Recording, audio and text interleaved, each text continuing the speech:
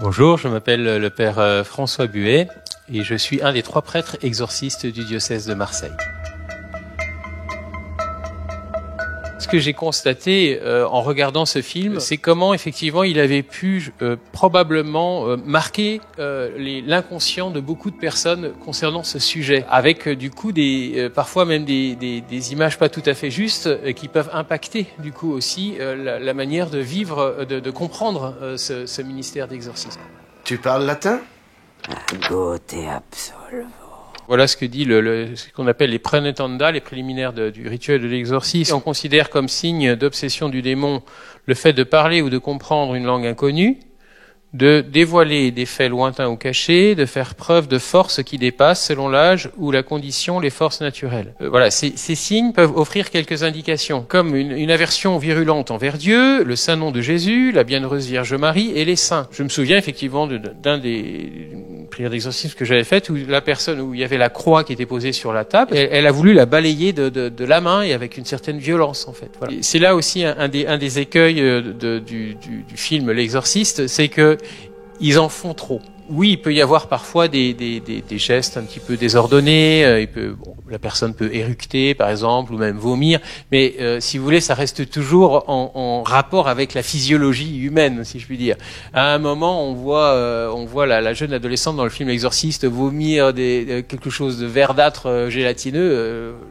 C'est pas possible, on n'a jamais vu ça. Ou marcher aussi à 4 pattes à l'envers, ou même dans le film de Russell Crowe, de l'exorcisme du Vatican, carrément elle monte au mur. Non, c'est pas possible. Il faut aussi revenir à une certaine rationalité quand même aussi. Alors faisons les présentations. Moi, c'est Damien Carras. Moi, je suis le diable. Le démon est un esprit en soi. On dit dans la tradition chrétienne même que c'était un ange, mais qui a été comme ébloui par sa propre lumière. Lucifer, ça veut dire ça. Hein, et il s'est séparé de Dieu. Et il agit de différentes manières. Il peut parfois nous replier sur nous-mêmes, nous mettre dans une forme de désespoir, de désespérance. Ça peut être aussi, il est le diviseur par excellence. Diabolos, ça veut dire ça en grec. Donc il peut aussi créer des divisions, des haines entre les personnes, des rancunes. Alors après, il faut faire attention, il y a la part du démon, mais il y a aussi, encore une fois, ce serait trop facile de lui mettre tout sur le dos, il y a aussi notre liberté qui est engagée. Rien ne se fait, encore une fois, sans que la personne le veuille. Aussi bien le fait de créer cette brèche au mal, mais même aussi le désir qu'elle a de vouloir être libérée. Attends une minute, faut être 2, non? Non, pas la peine. J'y joue seule tout le temps. C'est ça que je trouve aussi particulièrement intéressant dans ce film. Il montre la cause du problème. Ce qui a été la brèche au mal, je préfère parler de cela. Et effectivement, cette adolescente, à un moment, on voit, elle parle avec sa mère de ce Ouija. Donc, c'est-à-dire, c'est des lettres avec lesquelles on fait bouger un verre, et c'est une forme de spiritisme, en fait. Ça aussi, c'est une pratique occulte. C'est communiquer avec des esprits, en fait, qui sont à chaque fois, en fait, occultes. Les gens n'ont pas conscience toujours de la gravité du problème. Dans ce film, c'est bien identifié et je trouve ça intéressant. Alors qu'effectivement, dans le film L'exorcisme du Vatican, la jeune fille, elle, ça lui arrive comme ça en étant simplement dans une maison qui serait entre guillemets hantée. C'est pas comme ça que ça se passe en fait. Vous voyez, il y a un acte qui a été posé et qui fait que la personne engage, encore une fois, sa responsabilité aussi dans ce qui a été vécu. Quand nous recevons la personne, nous essayons de voir où est-ce qu'il y a pu y avoir éventuellement une brèche au mal. Parce que des fois, c'est un peu facile. Les personnes viennent nous voir en me disant voilà, moi je tiens un sort. Mais en fait, souvent quand on recherche un peu, on se rend compte qu'il y a une brèche au mal qui a été avec un acte qui a été posé. C'est rare, mais cela peut causer des hallucinations bizarres, en général suivies par des convulsions. Des convulsions? Le lit qui saute, c'est certainement dû à des spasmes musculaires. Un point aussi intéressant dans ce film, c'est justement comment on essaye de montrer que on a cherché toutes les causes médicales avant d'en arriver à une cause préternaturelle. Le préternaturel, ce sont ces entités occultes qui peuvent déranger la vie de certaines personnes. On essaye d'exclure toute cause médicale avec d'ailleurs des examens assez impressionnants pour l'époque. Je ne sais pas s'ils sont exagérés ou pas, mais les choses ne sont pas toujours aussi franches. Mais il est bon en tout cas de passer par ce cheminement-là. Mais ça n'empêche pas que la personne ait besoin parfois aussi d'un accompagnement psychologique, voire psychiatrique. De ne pas vouloir penser qu'on va tout régler par le spirituel. Dieu du ciel, n'y aura-t-il personne? Vous vous égarez, vous ne voyez pas votre fille? Je veux juste qu'on l'aide un peu, juste un peu. C'est un peu un des écueils d'ailleurs de certains films, dont celui des exorcismes, où on a l'impression que c'est compliqué de trouver un prêtre exorciste, alors qu'effectivement il y en a normalement un qui est nommé par diocèse. Ça se fait, vous voyez, assez simplement. Il y a un accueil téléphonique. Cette demande peut être faite, mais il y a aussi des chapelains qui accueillent toute la journée, qui peuvent conseiller à certaines personnes de rencontrer d'abord, donc on a 2, bientôt 3 sœurs consacrées qui sont là dans un premier accueil, dans une première écoute, qui repèrent quelles sont les blessures de l'âme, qui font une prière qu'on appelle de consolation. Et puis après, dans un second temps, si elles voient qu'il y a une indication d'une prière de délivrance, voire éventuellement d'exorcisme, elles orientent vers un des 3 prêtres exorcistes. D'ailleurs, nous n'avons la capacité juridique de pouvoir exercer notre ministère d'exorciste que sur notre diocèse. En particulier le grand exorcisme, on ne peut le faire que sur le diocèse où nous sommes nommés. On n'a pas le droit de le faire ailleurs, sauf s'il y a une autorisation spéciale de l'évêque qui nous accueillerait. Et on ne reçoit normalement que des personnes de notre diocèse aussi. Vous penseriez pratiquer l'exorcisme vous-même? Oui. Alors c'est un ministère qu'on ne choisit pas. Il nous est confié par notre évêque. Il y a un prêtre exorciste au moins par diocèse. Et c'est l'évêque qui discerne si nous avons les compétences requises ou pas. Ce qui est demandé par le rituel de l'exorcisme et donc voilà par l'Église, c'est que ces prêtres soient des prêtres avec une certaine expérience pastorale, et puis aussi des hommes de prière qui se ressourcent dans la rencontre avec le Seigneur. Voilà, personnellement, je vis de 2 heures de prière par jour.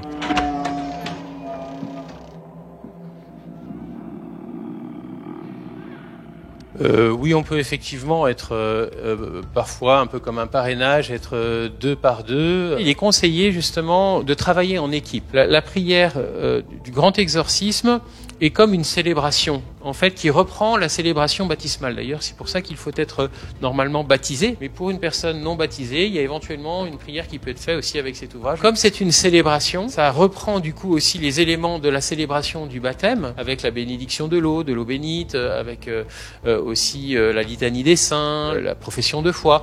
Donc, il est bien que nous soyons plusieurs, effectivement, pour faire ce grand exorcisme. Ce n'est pas si fréquent que cela, hein, le grand exorcisme tel qu'il existe dans ce livre qui proposait le rituel de l'exorcisme. Pour vous donner un ordre d'idée, on en a 2 ou 3 par an. À peu près tous les 2-3 mois, nous avons une rencontre avec un psychologue pour faire une supervision aussi, pour échanger sur ces sujets. Ce que montre ce film, avec assez de justesse, finalement, c'est que pour pouvoir vivre un tel ministère, il faut être soi-même en paix sur la question. Et effectivement, dans le film, on voit un des 2 prêtres qui est effectivement médecin de formation, semble-t-il, qui est en plein doute, mais du fait aussi d'histoires personnelles en lien avec sa famille. Et on sent que ça le met vraiment en grande difficulté. Je pense que un des critères de l'évêque lorsqu'il nomme un prêtre exorciste, c'est justement sa capacité aussi à rester calme. Je vois personnellement mal un prêtre exorciste du coup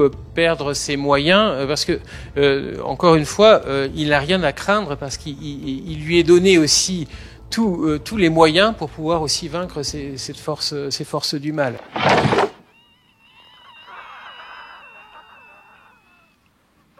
C'est toi qui as fait ça?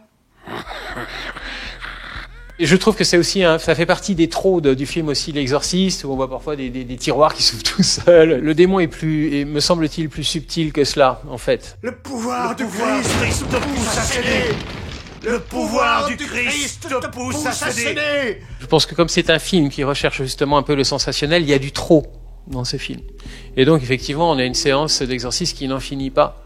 En soi, le grand exorcisme, et encore une fois, qui est exceptionnel, hein, quand nous le faisons, voilà, encore une fois 2 ou 3 fois par an, le rituel Quand on fait la prière en prenant son temps, c'est 20, 25 minutes, une demi-heure.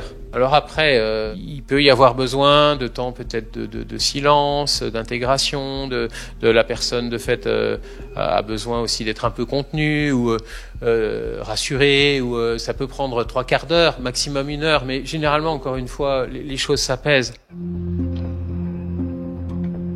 Une croix et en particulier des objets bénis, oui, protège. Il faut que ça soit béni par des prêtres, encore une fois aussi. Hein. Et d'ailleurs, c'est un passage moi qui me gêne dans le film L'Exorciste. À un moment, il jette en faisant croire que c'est de l'eau bénite, alors qu'il dit lui-même que c'est de l'eau du robinet. Ça, vous voyez, c'est typiquement l'attitude que n'a pas un exorciste. Il joue pas à ça. S'il utilise de l'eau bénite, il utilise de l'eau bénite. Ça n'aura pas l'effet de, comme c'est dit dans le film, ah ça brûle, etc. Non, ça ira dans ce processus d'apaisement en fait. Après, il s'agirait pas de tomber simplement dans une superstition. J'ai cet objet et voilà, ça suffit. Non, c'est aussi si j'ai un chapelet, c'est aussi pour dire à Notre Père, et dit je vous salue Marie. Autre point aussi quand même que je voudrais dire, et pour rassurer aussi vos auditeurs, parce que le film Exorciste se termine mal avec quand même les 2 prêtres qui décèdent, ça n'arrive jamais. Cette prière de délivrance, mais aussi de grand exorcisme quand il y en a besoin, ce que je constate à la fin de cette prière, il se fait un grand calme dans la personne. Et ça se termine bien, donc. Et ça se fait pas comme dans le film L'Exorcisme, où à un moment, il y a comme un transfert, la personne qui était possédée, ben, ça va sur le prêtre. Non, je vous rassure, ça se passe pas comme ça. Une chose affreuse s'est passée ici, Ed. Qu'est-ce qu'il y a? Dans des lieux où il y a eu des pratiques occultes, du coup, effectivement, on peut ressentir un malaise, un mal-être, voire parfois, surtout, des personnes qui ont eu justement des pratiques un peu occultes, du coup, être dérangées aussi par ces entités préternaturelles qui sont pas surnaturel, hein, tout ce qui est de l'ordre du surnaturel, c'est c'est ce qui relève de Dieu, c'est la religion. Donc à ce moment-là, mais c'est encore une fois très simple. On vient faire une bénédiction, et c'est un prêtre peut faire cette bénédiction de la maison, tout simplement. Bénir une maison suffit à faire fuir ces entités, en fait. Au nom de Jésus-Christ, des saints et de tous les anges, je t'ordonne de révéler ton vrai visage. A priori, ce n'est pas nécessaire pour pouvoir libérer la personne. N'entrons pas justement encore en dialogue. C'est peut-être même se mettre en danger que de faire cela. En n'entrant pas du coup en dialogue avec cette entité, on n'a pas besoin de son nom. Ça peut être une forme de curiosité malsaine, justement. Tous ces objets proviennent d'enquêtes que vous avez menées ? Exact. Tout ce que vous voyez ici est envoûté, ou hanté, ou a été utilisé pour toutes sortes de pratiques rituelles. Aucun jouet là-dedans. Pas même le chimpanzé. Ne touchez pas. Là, encore une fois, je pense qu'on est typiquement dans une forme de fascination du mal et pour le mal et d'une recherche de l'extraordinaire, en fait. Je pense que ce n'est pas ajusté que d'une certaine manière d'avoir un tableau de chasse. Au contraire, ce qu'on invite les personnes à faire, c'est de se séparer soit de brûler les choses qui ont été, je sais pas moi, des gris-gris, des amulettes, des livres sur la question, soit de les jeter ou de les brûler ou de les enterrer à un endroit, dont elles nous auront plus le souvenir, voilà. Nous n'avons pas fini de vous interroger, Père Amorth. Si vous avez un problème avec moi, adressez-vous à mon patron, le pape. C'est une figure qui a compté. Ce qui me gênerait, c'est qu'il y ait une sorte de culte de la personnalité avec un exorciste plus compétent qu'un autre et qui quand il fait la prière, ça marche mieux. Ça, c'est pareil, c'est pas dans l'esprit de l'Église catholique. Il y a à la suite de Jésus, nous devons être doux et humble de cœur et ne pas rechercher cette vaine gloire, comme on l'appelle aussi, et qui ne vient pas de nous. Si nous avons une action sur le démon, c'est parce que Dieu se sert de nous simplement comme un instrument, comme quelqu'un qui utilise un stylo pour écrire, en fait. Normalement, si on a une difficulté de cet ordre-là, on va voir simplement l'exorcisme de son diocèse. Et les exorcistes autour n'ont pas à accueillir ceux des autres diocèses. Ils doivent renvoyer aux prêtres exorcistes de la région. Je pense que une des choses importantes, encore une fois, c'est d'être mandaté par l'Église. Je m'occupe de la question du démon, mais après je renvoie encore une fois aux spécialistes et je conseille, je donne même aussi des coordonnées s'il y a besoin, si la personne est démunie. Il pourrait y avoir ce côté gourou, si vous me permettez l'expression, justement d'être le seul référent. Et c'est là où il y a un danger. Ce qui fait que le prêtre ou ceux qui sont engagés dans ce ministère d'exorcisme n'ont rien à craindre, c'est que justement ce n'est pas un ministère qui est exercé en solo, et dans un lieu isolé. Des fois, il y a des personnes qui viennent nous voir, on se souvient même plus de leur visage, qui viennent nous dire ah mon père, je vous ai vu il y a 2 ans, et sachez que maintenant tout va bien, je suis en paix, vraiment nous vous remercions. Pour moi, c'est la confirmation de cette nécessité d'un tel service.